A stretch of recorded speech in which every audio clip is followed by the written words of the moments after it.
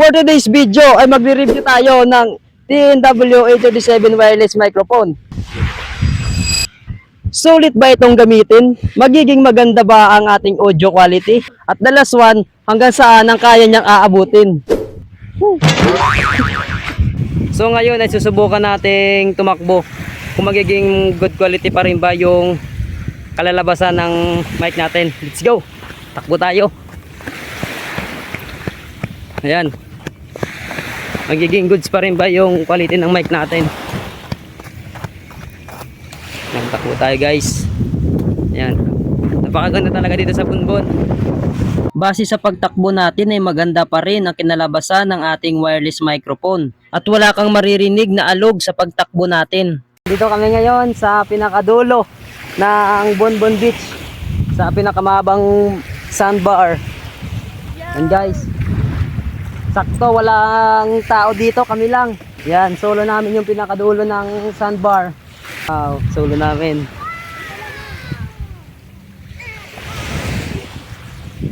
Ganda talaga dito sa Bunbon.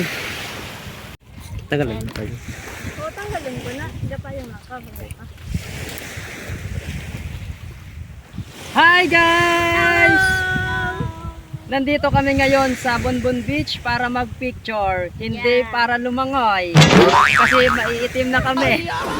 At kapag lumangoy pa ay baka mas lalong umitim. Yeah! At the back ay makikita nyo ang puyo ng Bangog. So ngayon ay high tide. Isa sa mga napansin ko dito ay kapag malayo ka na sa receiver ay mahina rin ang kukuha niyang boses. So ayun, high tide yung dagat at hindi kayang tawirin papunta sa kabilang isla. At kapag low tide naman, doon mo lang siya pwedeng tawirin papunta sa kabilang isla. Sobrang ganda talaga ng Romblon dahil dinarayo ito ng iba't ibang mga turista. Nag-voice over na lang talaga ako dito dahil sobrang hina talaga ng nasasagap niyang boses.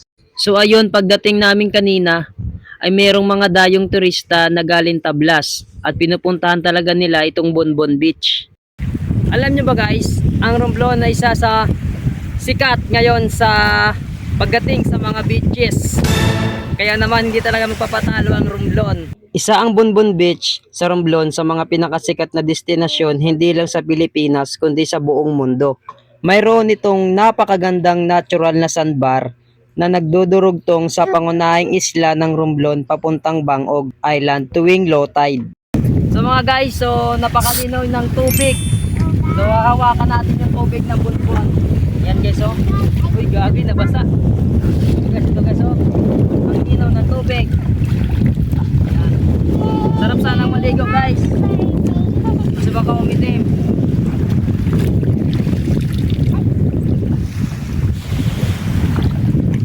Bunbon Beach. Bunbon Beach guys, Ay,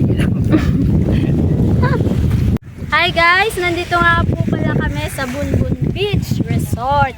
At tingnan nga ninyo po. Ang ganda ng view. Parang ako. Charis.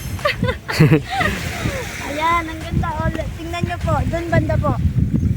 Ang cameraman ko ay sobrang bagay. Ibang ganda.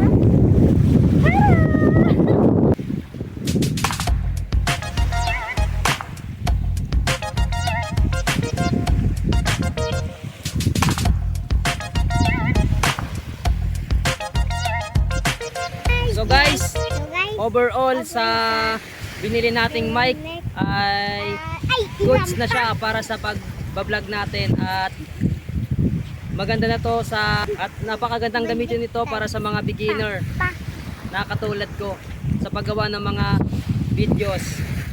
Kaya kung gusto mo nito, nasa link. So ayun, comment down below kung taga Romblon ka. Let's go!